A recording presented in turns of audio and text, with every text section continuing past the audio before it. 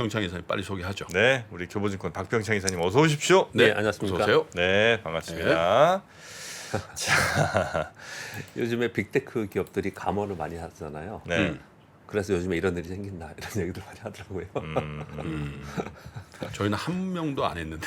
그러니까 우리 잘못은 아닌 거죠. 네. 전세적으로 이런 일이 많이 발생하는 거죠. 그렇습니까? 네. 그래요. 자, 그러면 이제 본격적으로 네. 우리 박병창 이사님과 함께 그래. 어제 미국 시장 마감부터 한번 많이 쭉 살펴봐야죠. 빠졌어요. 네, 오랜만에 하락을 했습니다. 비교적 큰 폭이었고요. 뭐 그동안에 상승폭이 컸던 데서 더 많이 하락을 했겠죠. 나스닥이 1.96% 하락을 한 것이고요. 다우는 0.7%, S&P 500은 1.3%. 주요 지표들이 큰 변화는 없었습니다. 네. 그래서 하락을 하니까 하락의 이유들이 여러 가지 나오고 있긴 하지만 가장 네. 큰 이유는 단기 급등으로 인한 차익 매물 그랬다고 볼 수 있습니다. 왜냐하면 단기 급등폭이 컸던 종목이 낙폭이 컸어요. 네. 예를 들어서 어제 시가총액 상위 종목들을 보면 한 2%에서 3% 사이에 하락을 했거든요. 그런데 테슬라는 6.3% 하락했고 마이크로소프트 요건 오타이고요. 엔비디아가 5.9% 하락했고 마이크로는 3.3%. 이게 제일 많이 올랐던 데거든요. 그리고 최근에 거의 밈주식이라고 하면서 올랐던 종목들 중에서 뭐 쇼피파이라든지 로블록스 뭐 이런 종목들이 전체적으로 좀 큰 폭으로 하락을 했습니다. 그래서 단기 급등에 의한 단기 급등 종목들의 낙폭이 있었다 이렇게 보시면 될 것 같고요. 그 외에 뭐 몇 가지 말씀드리면은 일단 독일의 4분기 GDP 성장률이 마이너스 0.2가 나왔어요. MOM으로요. 그래서 경기 침체 우려가 좀 부각되면서 유가가 좀 떨어진 부분이 좀 있었고요. 그리고 뱅크 오브 아메리카의 그 마이클 리슨 있잖아요. 네, 유명한 분이죠. 예. 시장의 이번에 상승은 1월 효과하고 쇼커버링 영향이다. 그래서 마지막 하락이 더 남았다. 그래서 S&P 500이 3,000포인트까지 한 차례 더 하락하고 하반기에 뜨지 않겠냐 이런 얘기들을 했는데 하락하다 보니까 요 얘기가 또 부각이 됐습니다. 네. 참고로 말씀을 드리면요. 작년 10월과 11월에 상승을 좀 했잖아요. 근데 그때 이제 올라올 때 마이클 리슨이 어떻게 얘기했냐면 S&P 500이 4,080포인트를 돌파하면 4,300포인트까지 갈 수 있다 이렇게 얘기했거든요. 그러니까 4,080포인트가 중요한 라인이긴 해요. 근데 요번에 그 근처 갔다가 꺾여서 내려왔어요. 네, 그것도 굉장히 중요한 의미이고요. 또 올라갈 때는 또 올라가는 쪽으로 얘기하시는 분이에요. 맨날 아래쪽만 얘기하는 건 아니고. 근데 지금 하락하다 보니까 또 얘기가 어제 돌았다 정도 보시면 될 것 같습니다. 우리 시장은 이제 먼저 조정을 보였습니다. 어제 코스피가 1.35% 하락을 해서 2,450포인트고요. 코스닥이 네. 0.35% 하락했습니다. 우리 시장 역시도 코스피가 더 많이 하락한 거는 외국인들의 매수 규모가 줄어들면서 그랬거든요. 네. 아침에 딱 시작하자면서 보면은 외국인 매수 규모가 나오는데 그게 좀 작더라고요. 그래서 보합권에서 좀 있다가 하락 전환했어요. 그러다가 외국인들이 소폭 매도 전환하면서 하락폭이 좀 커졌습니다. 그런데 종가 기준으로는 마지막에 삼성전자, SK에너지솔루션 이런 걸 사면서 162억 순매수로 마감을 했습니다. 삼성전자, SK하이닉스, 삼성 SDI, LG에너지솔루션, KB금융은 어제도 순매수로 매수를 해줬습니다. 그렇지만 매수 규모가 줄어들었죠. 그 매수 규모가 줄어들면은 우리 시장을 지금 외국인들이 끌고 올라가는데 그 규모가 줄거나 팔면은 뭐 악재가 부각이 되면서 떨어질 수 있다. 이건 뭐 우리들이 생각하는 부분이지 않습니까? 네. 어제 똑같이 그런 현상이 나타났다고 보시면 될 것 같고요. 그 주요 대형주들을 보니까 어제 하루는 일단 뭐 좀 더 지켜봐야겠지만 어제 하루에서는 큰 걱정은 좀 되지 않더라고요. 개인적으로. 왜 그러냐면요. 대형주들의 하락이 크지 않았어요. 중형주들의 하락이 컸습니다. 우리 코스피 종목 중에서도 지금 보시다시피 삼전, SK하이닉스, SDI, LG에너지솔루션도 빠졌다가 다 올라오고 뭐 그랬거든요. 그런데 그 소위 중형주라고 얘기하는 그 종목들 있잖아요. 이런 네. 종목들이 3에서 5% 정도 하락한 점이 많이 나타났거든요. 이거 왜 그럴까요? 기관들이 그렇게 하는 겁니다. 기관들이 이 시가총액 상위 종목보다는 그 중형주 종목들을 거래를 하다가 어느 정도 지수가 올라와 있잖아요, 지금. 팔아버렸어요? 예, 또 파는 거예요. 그래서 이제 상대적으로 하락폭이 좀 컸고요. 그리고 이제 지수가 하락하다 보니까 지수가 하락하면 이제 대형주보다는 테마 종목이 움직이잖아요. 그래서 AI 챗봇, AI 로봇, 그리고 증권형 토큰 이런 종목과 관련된 테마들이 이런 거 섹터와 관련된 테마들이 어제 강세를 보였습니다. 네. 그 증권형 토큰에 대해서 요즘에 뭐예요, 얘기 증권형 굉장히 토큰? 많거든요. 이거는 우리 3프로에서 다음에 한번 뭐 해주시면 좋을 것 같고요. 여러분들 그 포털이나 이런 데 보시면서 그래서 개념을 좀 이해하셔야 될 것 같은데 지금 저희 회사는 아직 진행은 안 하고 있는데요. 지금 증권사의 대여섯 군데에서 이걸 강력하게 주지를 하고 있습니다. 금융위에서 STO라고 표현을 하는데 시큐리티 토큰을 얘기를 하는 겁니다. 그 동안에 있었던 비제도권에 있었던 것들이 NFT니 뭐 이런 것들이 있었잖아요. 네. 조각 투자니 이걸 증권형으로 제도권 안으로 끌고 들어와서 이 안에서 거래하게 하는 시스템을 만들겠다. 이걸 허가하겠다라는 거예요. 그래서 이걸 준비하는 증권사들이 있어요. 근데 이거 얘기가 좀 길어집니다. 그냥 그 정도 아시면 될 것 같고 이거 네. 천만 원이 좀 있습니다. 투자자들 입장에서는. 네. 이것도 새로운 법을 만드는 거 아니냐 이렇게 굉장히 비판적인 시각도 좀 있고요. 이제 준비한 회사들은 있다 이거죠. 예. 네. 그리고 비제도권에 있었던 걸 제도권 안으로 끌어들여서 투자를 할 수 있는 대안 투자의 상품들이 나온다라는 긍정적인 측면도 있고 그렇거든요. 근데 이게 얘기가 나온 지가 지금 한 며칠 정도 됐습니다. 한 열흘 정도 됐는데 올해 들어서 여기 나오기 시작을 한 건데요. 왜냐하면 증권 금강위에서 이걸 허가를 하면서요. 그래서 여기에 관련된 종목들이 좀 움직이고 있다 이렇게 보시면 될 것 같습니다. 네. 오늘 중국 제조업 그리고 서비스 PMI가 나오고요. 이거 중요하겠죠. 중국 이제 경기 관련된 거는요. 그리고 독일 CPI, 유럽의 4분기 GDP 발표됩니다.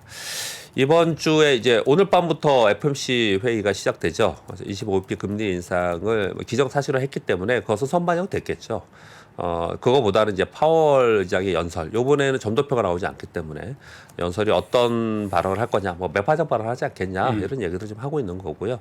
그리고 이제 애플, 아마존, 알파벳 실적 발표에 이제 관심을 갖고 있는데 그거보다도 중간에 제가 빨간 글씨로 표시한 부분을 한번 보세요. 달러인덱스가 지금 101이고요. 유가가 80에서 왔다 갔다 하죠. 그리고 원화가 1,400원 깨고 내려가서 1,250원 갔다 70원 갔다 80원 갔다 이러고 있지 않습니까?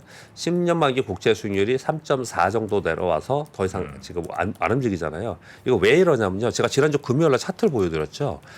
이 지금 달러인덱스 100, 유가 80달러, 원화 1,200원, 10년 만기 국채 수익률 3.2%는요. 그동안에 10여 년 동안에 있었던 박스권의 상당 부분입니다. 거기까지 다 내려와 있는 거예요. 이걸 깨고 더 내려갈 수 있는 환경이냐? 그렇지는 않다라고 보는 거예요. 그래서 얘네들이 지금 분기점까지 와 있다라고 표현을 하는 거예요. 그래서 분기점까지 왔으니 여기서는 눈치를 보자. 그래서 지금 눈치를 보기 시작하겠다 이렇게 보시면 될 것 같아요. 우리나라는 지수로 보면 똑같은 거죠. 2,500포인트에 대해서 여러 차례 말씀을 드렸지만 직전 고점입니다.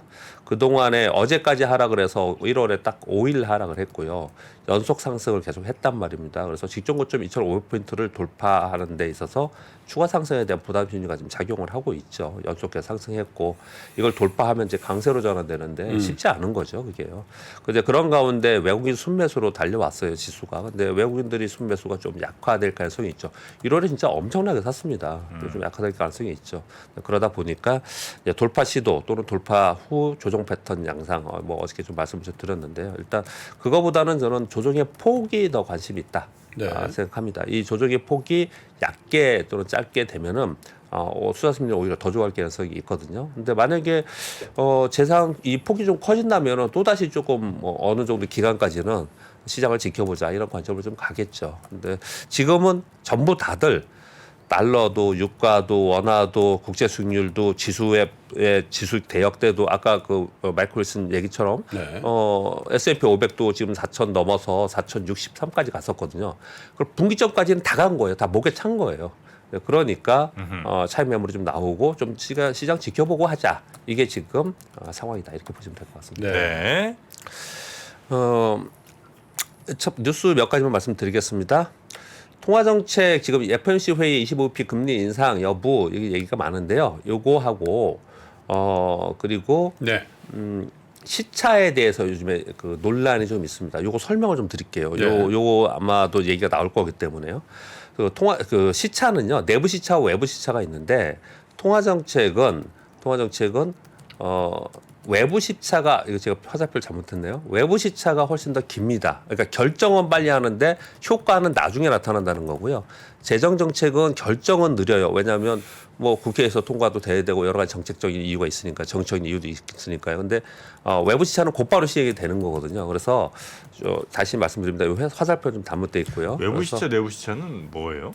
효과가 언제 나느냐? 시간의 차이. 그러니까 통화 정책은 바로 통화 정책이 좀 늦게 효과가 나타나고 이 재정 정책은 결정은 빨리 되나 효과는 바로 네, 나타난다. 결정은 이 늦게 얘기인 되나 거죠? 결정 나면 바로 이제 효과가 네, 할수 나타난다라고 있다. 얘기를 하는 건데 이거 정치학 용어입니다. 네네. 그런데 통화량의 변화의 시차는 밀턴 프리드먼 뭐 유명하신 분이죠. 뭐 고인이 되셨지만요. 이분의 이제 이론을 많이 따라요. 네, 이분 이제 통화량 변화의 시차는 생산에는 약 6에서 9개월, 인플레이션 영향은 약 18개월 정도 걸린다 이렇게 얘기를 하고 있는 거거든요. 근데 연준이 금리 인상을 작년 3월부터 했습니다. 그럼 현재 10개월 진행이 됐죠. 그러면 이거에 따라서 논란이 생긴 거예요. 지금 한 10개월 진행이 됐는데 자 이렇다면 통화 정책의 외부 시차를 감안한다 하더라도 이제 그 효과가 나타나지 않겠냐. 이제는 그것을 바라보면서 천천히 해야 되지 않겠냐라고 얘기하는 측이 한 측이 있는 거고요. 네. 한 측은 인플레이션 부분에서는 좀 더 가야 된다. 그래서 외부 시차를 고려했을 때 더 지속되어야 된다. 금리의 고점이 아니더라도 고금리는 계속 가야 된다. 이렇게 차이가 있는 거거든요. 그래서 이거에 대해서 연준 인사들이 어떻게 얘기하느냐가 관건입니다. 굉장히 중요하다. 그래서 네. 참고로 좀 말씀드리겠고요. 어제 좀 전에 권 기자님 말씀 주셨는데 포드가 전기차 머스탱 마하 가격 인하를 진행을 했습니다. 4,500불 정도 인하해서 테슬라가 가격이 비슷하게 됐다고 합니다. 근데 이게 물론 시장의 하락도 했지만 전체적인 자동차 주가에 좀 좋지 않은 악재로 반영이 됐습니다. 그래서 자동차 주가 전반적으로 좀 하락을 했습니다. 네. 그렇게 보시면 될 것 같고요. 네. 연준이 3월에 금리 인상 종료 가능성이 있다. 하이투자증권의 보고서가 있었는데요. 잠깐 말씀을 드리고 제 의견 뒤에 왜 이게 중요한지 말씀을 좀 드려볼게요. 미국의 경기 선행 지수가 하락 시기에는 연준은 금리 인상을 중단하거나 인하했더라 항상. 그래서 경기 선행 지수가 하락한다거나 경기 침체 국면에 진입하는 거 아니냐. 지금 미국의 경기 선행 지수는 최근 10개월 연속 하락하고 있습니다. 그래서 작년 2월 대비 1년 동안 약 7.5%가 네. 하락을 했어요.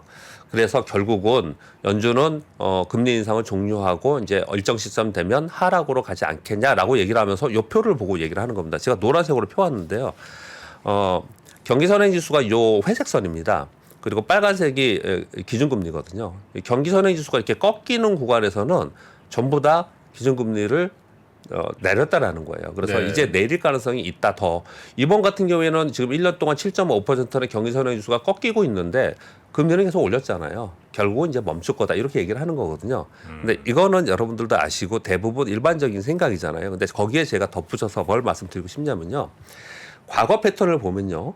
금리 인상 시기에 시장을 하락했습니다. 작년에 그랬죠. 근데 금리 인상의 피복 가능성이나 금리 인상에 중단하겠다라고 하는 시기가 돼서는 시장이 상승을 했어요. 그리고 본격적으로 금리 인하를 하기 시작할 때는 시장이 하락을 했거든요. 이게 왜 그럴까를 생각을 해보고 지금 시장의 금리를 가지고 또는 시장이 앞으로 급락할 거라고 보는 사람들의 관점을 해석할 때 굉장히 중요합니다. 금리는 급격하게 인상하거나 급격하게 네. 인하하는 시기에는 시장이 꼭 하락을 했습니다. 네. 금리가 완만하게 조정으로 들어가거나 이랬을 때는 시장이 안정되거나 상승했거든요. 이 얘기는 결국 무슨 얘기냐면은 금리를 급격하게 인하할 수밖에 없는 거는 시장에 굉장히 이 경제나 시장에 중대한 사건이 벌어진 거예요. 그렇죠. 그러면서 금리를 급격하게 인하했기 때문에 시장은 당연히 하락을 하는 거예요. 당연히. 결국은 어떤 얘기를 하는 거냐면은 시장의 약세를 얘기하시는 분들의 논조를 가만히 이렇게 들어보세요. 어떻게 얘기를 하냐면 지금 금리 인상을 계속 했잖아요. 그러다 피본 얘기가 나오면서 반등을 좀 했지 않습니까? 이러다가 금리가 어느 정도 수준에서 계속 유지되거나 소폭 하락하거나 이런 식으로 될 때는 소위 골디락스라고 하면서 시장은 괜찮을 것이다라고 얘기를 해요. 그런데 실제로 금리 인상하는 시기에는 과거가 그랬다는 거예요. 금리 인상하기 시기에는 결국 시장이 급격하게 하락을 했더라. 금리 인하하면은 시장이 상승할 거라는 생각을 하지 마라. 이렇게 얘기를 많이 하잖아요. 그렇죠. 사람들이 얘기를 하잖아요. 그건 왜 그랬냐? 왜냐를 설명드리고 하는 거예요. 금리 인하를 급격하게 할 때는 경기 측면이나 시장 측면이나 여러 가지 측면에서 돌발 악재가 나왔든지 굉장히 중대한 위기가 발생했기 때문에 급격하게 금리 인상을 한 거예요. 금리 인하를. 결국은 금리 인하의 전 단계에 중대한 위기 상황이 발생이 되니 시장이 하락했다라는 거예요. 네. 그것과 연관되어서 이거를 이해를 하셔야 됩니다. 네. 왜 제가 이걸 꼭 한번 짚어드려야겠다 생각을 했냐면요. 금리 인상하는 구간에서는 시장이 상승했더라. 보통의 애널리스트들은 다 보고서 거의 대부분 그렇게 되어 있어요. 그리고 금리 인하하는 시기에는 시장이 하락했다 이렇게 되어 있거든요. 네. 그런데 우리는 지금 시장에서 금리 인상을 계속 하다가 이제 금리 인상을 멈추는 피봇이 나타나면서 시장이 반등을 주고 상승할 거라는 걸 기대하잖아요. 약간 좀 다르잖아요. 그게 뉘앙스가. 그래서 그걸 좀 명확히 구분할 필요가 있다. 이렇게 좀 말씀을 드리고 있습니다. 네. 그리고 마지막으로 그 챗봇 있잖아요. 이거 재미있는 제가 그냥 참고로 재미있는 거 하나를 소개를 드리려고 제가 가져왔는데요. 일단 뭐 마이크로소프트가 오픈 AI에 100억 불 엄청난 돈을 투자를 했죠. 그래서 구글, 아마존, 엔비디아가 관심을 갖고 있고 중국도 지금 적극적으로 투자를 하고 있는 상황이고요. 우리나라 기업들은 뭐 삼전, 솔트루스, 루니, 셀바스 AI, 브리스텍 이런 종목이 지금 뭐 굉장히 각광을 받고 있어요. 근데 주가적 측면에서 말씀을 드리기보다도 어떤 말씀을 좀 드리고자 하는 거냐면요. 그 챗 GPT 출시 2달 만에 하루 이용자가 1,000만 명 됐다고 아까 공 기자님이 이거 사용해봤다고 하는데요. 네네. 그 마켓 리서치 업체에서는 이제 성장이 계속 좋을 거라고 얘기를 하면서 어떤 맨 마지막 두 가지를 말씀드릴게요. 하나는 챗 GPT를 가지고 미국의 시험에 가지고 주요 워딩을 가지고 질문을 했더니 변호사 시험하고 의사 시험에 합격했다라는 거예요. 예, 미국 시험에요. 이제 굉장히 발전을 많이 했다라는 의미를 드는 거군요. 근데 마지막에 이게 지금 날짜를 제가 안 적어왔네. 유진투자증권의 27일인가의 보고서에 챗 GPT 개인화 시대의 서막이라는 보고서에서요. 네. 이걸 보고서 쓴 사람이 이 챗 GPT를 가지고 2017년 9월 1일부터 애플의 주가를 가지고 장단기 추세선 크로스오버 전략 퀀트 투자를 말로 물어본 거예요. 계속. 그러면서 백테스팅을 했더니 엄청난 결과가 나오더라. 이런 얘기들을 좀 한 거예요. 재밌어서 제가 가져왔다는 말씀을 전제합니다. 그래서 살까 말까 이렇게 물어보고 뭐 이렇게 했다는 거예요? 예. 그래요? 예, 그래서 물어본 거예요. 장단기 추세선에서 장단기 추세선이나 하면 뭐 5일과 10일 네. 또는 뭐 10일과 20일선에 크로스오버에서 골든 크로스 나면은 매수하고 데드 크로스 매도하고 그러면 그게 또 질문을 할 거 아니에요. 그 질문에 답을 주고 백테스팅에 대해서 어떤 걸 쓸까요? 그럼 대답을 하고 이런 식으로 해봤더니 정말 좋은 결과가 나왔더라는 거예요. 근데 결론적으로는 어떤 결론을 냈냐면 그게 그 질문과 그 대답이 맞는가에 대해서는 사람이 해야 되는 부분은 분명히 맞잖아요. 그런데 어느 정도까지 이게 진화가 됐느냐에 대해서 계속 얘기를 하고 있는 거거든요. 근데 이거는 우리가 갑자기 느닷없이 올해 들어서 챗 GPT 얘기하고 챗봇 얘기하고 이러니까 그냥 주식 투자자의 입장에서 뭐 테마로만 그냥 이렇게 보려고 하시는 우리 성향을 좀 갖잖아요. 근데 그렇지 않고요. 이거는 우리가 일상생활에서 굉장히 많은 부분에 아마 실생활에 들어올 가능성이 굉장히 그렇죠. 높습니다. 그래서 제가 그냥 재미 삼아서 제가 이런 소개를 좀 드렸다라고 전제는 했지만 한 번쯤은 관심 있게 볼 필요가 있지 않나라고 생각을 합니다. 우리 주식 투자하면서 정말 많은 정보가 있잖아요. 그 많은 정보를 우리가 구분해 나가면서 그걸 해야 되지 않습니까? 근데 그 많은 정보가 여기에 이미 그 데이터베이스에 들어가 있고 딥러닝이 되어 있는 상황이라서 질문을 하면은 거기에 맞는 대답을 지들이 다 해주는 거예요, 이게. 그래서 상당 부분 반향을 일으키는 산업과 그리고 섹터가 된다 이렇게 생각이 좀 듭니다. 네. 말씀드립니다. 챗 GPT가 진짜 난리네요 이게. 네. 좀 이거 우리도 한번 좀 심도 있게 좀 다뤄볼 필요가 있지 않겠습니까? 신중하게 해야지 근데. 신중하게 해야죠. 네. 일단 오늘 저녁에도 한번 그 챗 GPT 세 사람 다 스튜디오에 없어지는 수가 있습니다. 이 챗 GPT 때문에요? 그건 이제 특히 게스트석. 김프로님 말씀은 옛날부터 있었습니다. 우리 알고리즘 매매 있잖아요. 네. 알고리즘 매매와 로보 어드바이저가 나오면 증권사 직원들은 다 사라질 거다. 상당히 막 그런 말들이 있었는데요. 근데 일반적인 거는 아마 그렇겠죠. 예, 일반적인 거. 여튼 그래서 오늘 저녁에 이제 솔트룩스 대표를 저희가 그렇죠. 좀 모셔보고요. 네, 그리고 조만간 언더스탠딩에서. 네, 조만간 또 챗 GPT를 한번 심도 있게 제가 한번 좀 파보도록 하겠습니다. 자, 오늘 함께해 주신 교보증권의 박병창 이사님 고생 많으셨고요. 예. 내일 뵙겠습니다. 감사합니다.